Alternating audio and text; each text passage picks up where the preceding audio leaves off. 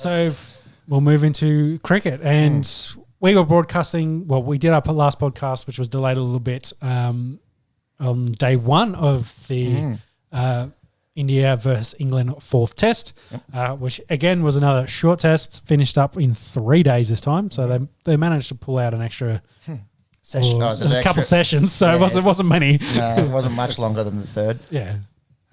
Do you want to run us through what happened in this India versus England test? Yeah, so last time we were on the air was in this England first innings. They won the toss, elected to bat as you do. They got off to a very shaky start. I think second session? 3 for 30. I think we were in the second session when we were watching. I remember Stokes had just got his 50. Yep. He didn't go much further than that. He got out for 55. Dan Lawrence also sort of steadied the ship with 46. And that was those spinners again. Akshar Patel, 4 for 68. Ravi Ashwin, 3 for 47. England dismissed for 205, which you thought was okay. Considering what they did in the first test. World record pace, a little bit unders, but better. And then India go out, they make 365. And they were in a little bit of trouble early. Other than Rohit Sharma at the top of the order with 49 there. Kohli got a duck. Shubman Gill got a duck, I believe.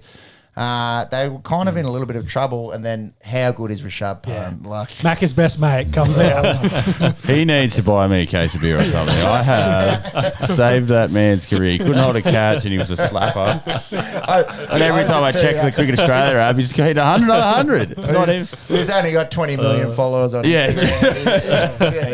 Mac has launched his career. Yeah, 100%. I'm the one bloke that's against him. Those 20 million Indians. Exactly right. But shout out to him again. He literally rips it away. And his strike rate, unreal. Yeah, that's right. Well, in Test cricket. 101 off 118 balls. It's striking at 80 there when no one else could seem to score runs at this Ahmedabad ground.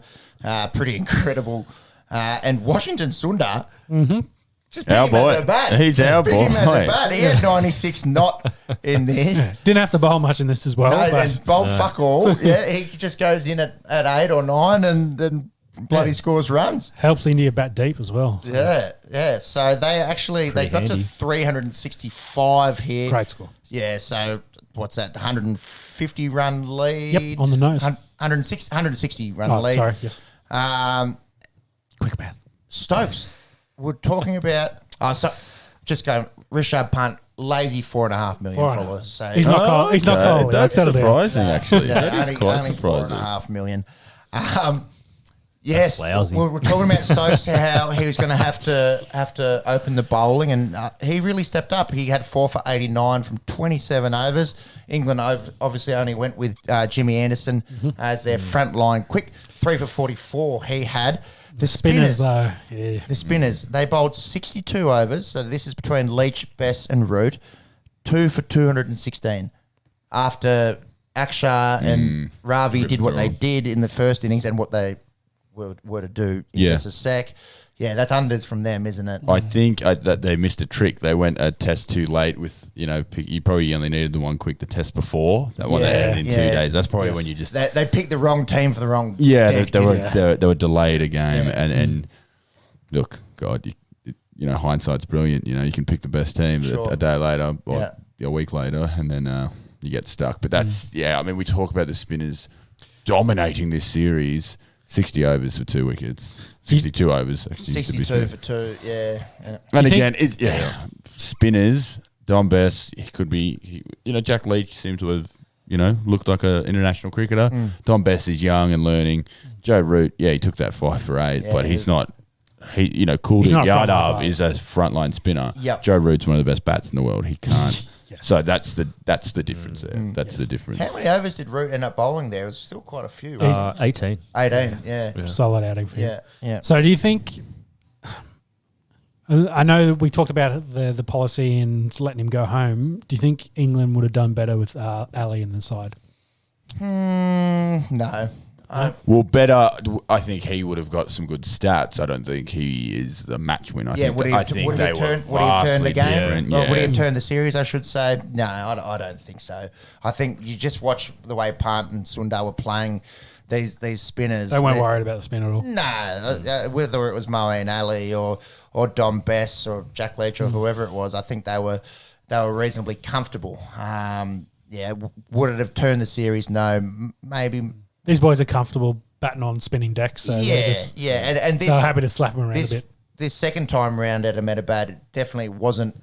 There's a lot more green deck to start off with. Yeah, and it wasn't the landmine, the minefield, I should say, that we saw in the third test. I think this pitch lasted probably a day and a half compared to the 9 overs it did the series before. So yeah, that's a fair assessment, I'd say. We were looking at it. Oh, this looks like a healthier deck. Like you just see a bit of grass left. Yeah, it looked a lot greener. Yeah, and God, it was. It still turned. The flack they turned. took. It didn't. It's going to turn. The flack they copped for that first one. I don't think they give a shit. But you probably could. You couldn't do it again. You couldn't have back-to-back tests go 2 days, which it was. And again, we talked about it here on the pod. You're not going to have that every game. You're not going to have every game in 2 days. It was just one of those anomalies. But they obviously brought it back a little bit. There's got to be an expectation though. Like it bounces in Australia, it swings in England, and it spins in India. So. Yeah, you know what you're in for. When they do it, they're cheating bastards. Damn them. But keep going, Pep. You keep running through it, and then we'll wrap up the series. A week old news now. Yep. England, they go back out there. They get skittled for 135. They lose a test by 30 runs and an innings. Dan Lawrence had a respectable 50. Joe Root 30, and then nothing else from anyone. Those two outside of those two, and those names again: Akshar Patel 5 for 48, Ravi Ashwin 5 for 47. Akshar, can you get series stats for the two? I've got them here. Sorry, Jimmy, not to do it, but So you got sorry. Well, I've got Akshar's series ones. Go right through them. So he had 27 wickets in his first 3 Test matches. That's unbelievable. I was actually trying to find the most wickets ever by someone in their first 3. Very hard to find that exact stat. I can imagine he's got to be right up there. He averaged 10.5 with the ball. So let that sink in. And it was striking at 28.3. So he's taking a wicket every 4 overs that he bowled, 4 and a bit overs. And it makes a bit of there's going to be a selection. We're talking about Jadeja. Yeah, Jadeja will be back for. So India goes to England now after the IPL in June. Yep. And then got to play their World Championship game against New Zealand in July. So so they're going to have 6 Test matches there, 1 for the World Championship and 1 to get an away series win against England. Obviously, different conditions. Yeah. It'll swing. Jadeja will be back healthy. Does Akshar keep his spot? There's Washington. Can you possibly drop a bloke? Probably Sundar goes. Who led the series with averages. For the series, he averaged 90.5.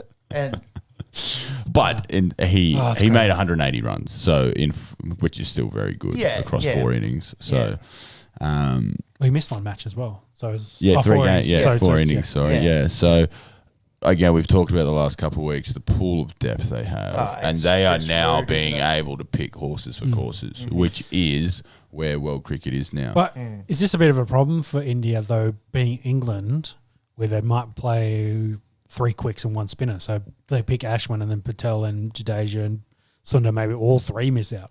Yeah, could be. That could happen. I don't see them doing that. I think they go 2. So I think it's probably going to be Ashwin and Jadeja, and a guy that's taken 27 wickets in his first 3 tests might miss out, which is obscene. But would you play... So Ashwin, and then you got your 3 quicks, and then maybe you have Sundar there as an all rounder. Ashwin and Jadeja. I think Ashwin bats 7 and Pant goes to 6. Then you've got Rahane at 5, Kohli 4, Pujara 3, and Shubman's look probably the opener. I don't know what KL Rahul has done not to be playing Test. He's in the T20, but T20 team and ODI team. I think Agarwal can come back. So I think they're. For fuck's sake, Monkey, how'd you find that? This is what we missed last week. We missed the best in the biz. That man on the end. I needed you because I spent an hour looking for this. He's been there for 6 minutes and he's whipped it up. He was ready to go. Best in the business. Minuteman on the end. Engaged. So we were talking about Akshar Patel through 3 tests. He has 27 wickets. Where does that rate in the history of Test cricket? 3rd. Well, equal 3rd. Eagle 3rd with Rodney Hogg. They've split him by average there by the looks. So average or strike rate, They both had 27 poles in their first 3. Shout out to Rodney Hogg. That's an excellent effort. You got to go way back for number 2. 1800s. Can't say I've heard of this fella. C. Turner, Australian, debuted in 1887. So penicillin wasn't invented. It was before the first 2 world wars. You could die from syphilis. Over the Boer War, I think. All kinds of crazy shit. He had 29 in his first 3, and then N. Hawani from India. He's debuted back in 1988. He had 31 through his first 3 tests. That is unbelievable. Few names on that list there, good. Yeah. Stuart Clark down the bottom there. Yeah, Love Stuart seeing that. Clark. Rashid Khan. Vernon Philander. Ravi Ashwin's right up there. He... How good's Test cricket? Like, you're looking at that. You pick these names apart and it's... Yeah. Well, you look at number 1, though. He only played 17 matches in the end. Yeah, unbelievable, hey? Old Hawani. Can you click on Hawani? And over, say, an 8-year career. Narendra Hawani. Narendra Hawani. He was a bowler for India between 1988 and 1996. Leggy. Got off to an excellent start and then obviously fell apart a little bit. I do wonder when Kumble might have made his date. No, not 96, but not that long after. Pretty close. Anyway, so the series as a whole, what do you guys think of that? The India versus England. We saw England obviously come out, have that massive win in India. We thought, oh my God, the Poms are here. They're going to take over world cricket. And then they didn't. They got, I think everyone can agree it was pretty convincing for the remaining 3 matches. So as a whole, did you guys enjoy watching it? We were all neutrals here. I mean, we were sort of cheering on England. We wanted that Test series, but the World Championship. Look, we were cheering for England only by default for Australia. Yeah. I did love watching it. I really like watching it. It's very different. They're very different to what we're used to. Yes.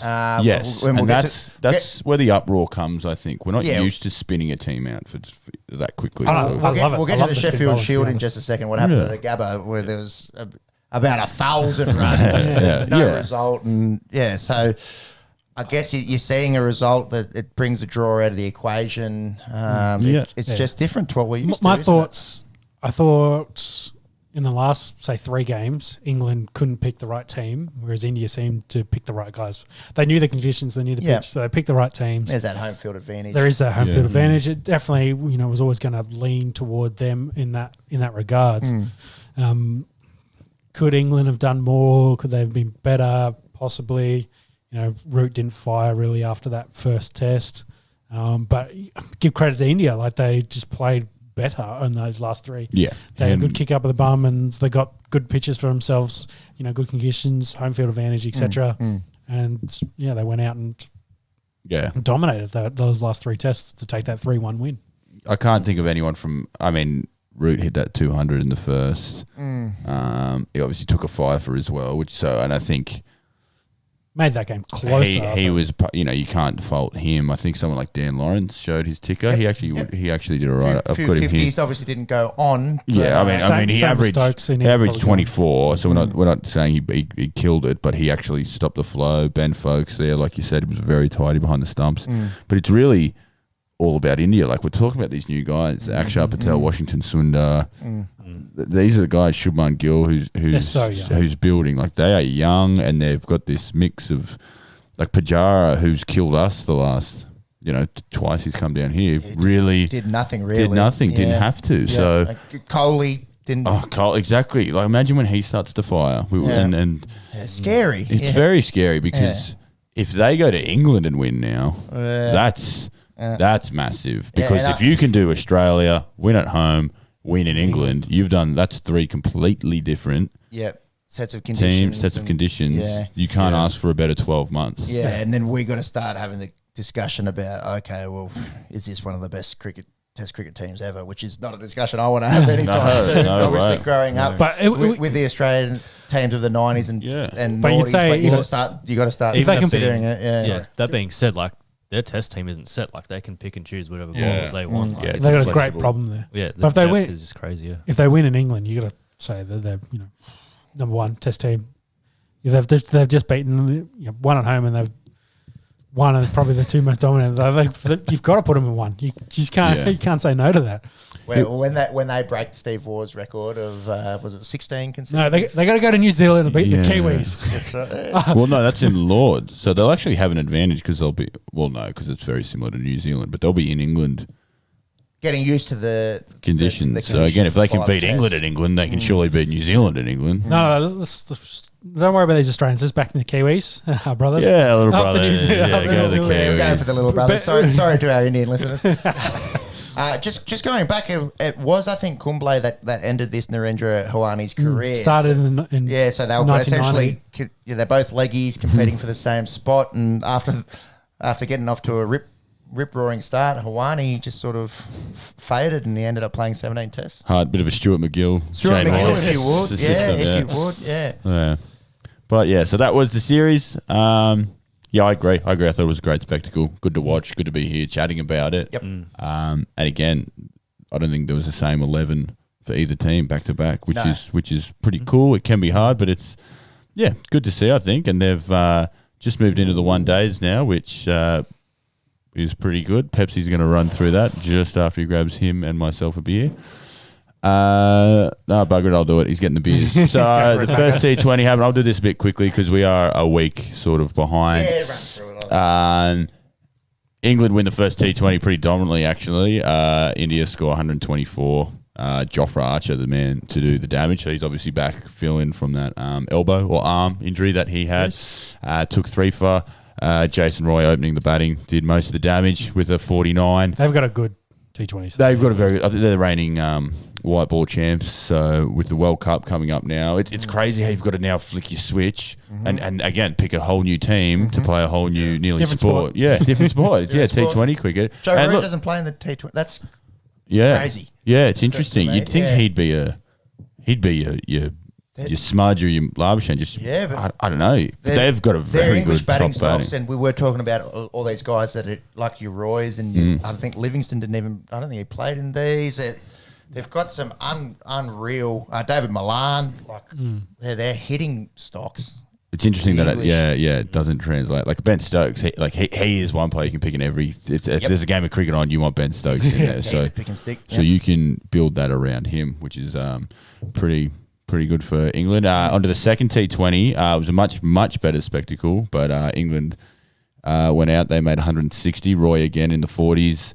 Our man Sundar, he took 2 for there. The wickets were spread around there as well, and the return of King Kohli in the run chase. So 70. Still not a ton, 100 for a long time, but he had 73 not and steered them to victory here. 40. Yeah, his white ball cricket is. That's now we're talking best one day batsman of all time. Like it's especially chasing. He just the fact that thrives he in averages it. 52 in T20 internationals, like He plays pretty it crazy. so well. He just times his run, and it's not like a Glenn Maxwell playing random. Like he Just plays cricket shots. just plays good cricket shots, Yeah. and then you can see when he wants to lift it, he'll pick up the pace. So when he picks which bowl, you can tell he looks through the lineup and goes, "I'm going up against whoever it is," and that's where we're scoring our runs. He's he's methodical in the way he goes about it. It was a pretty standard run chase. Really, they got it with 2 overs and change to go, so they were going at 9 and over. Ishan Kishan, one to listen out for, I guess. He scored 50. Oh yeah. Pant. You'd think. His numbers in T20 actually aren't.